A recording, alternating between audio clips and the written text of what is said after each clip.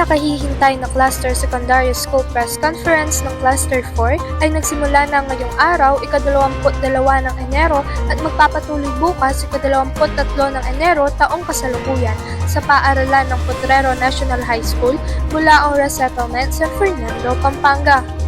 Makikita sa unang araw ng kompetisyon ang mga talentadong campus journalists na nanggaling sa tatlong munisipalidad ng Bacolod, Santa Ana at Mexico, Pampanga, na kasama ang kanilang feature coaches na handa ng makapagtagisan ng potensyal sa pagsulat at pagpapahayag.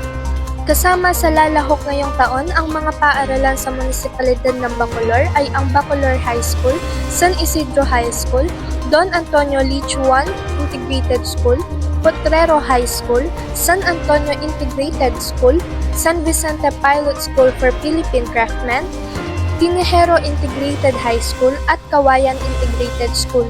Para naman sa munisipalidad ng Santa Ana ay ang paaralan ng San Isidro High School, Santa Ana National High School, Santa Ana Central High School at Telesforo and Natividad Alfonso High School.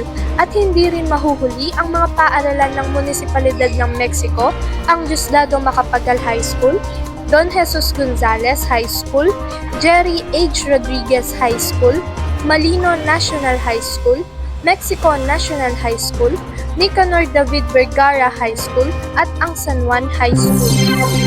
Ano ang nararamdaman mo ngayon na lalaban ka na sa CSSPC?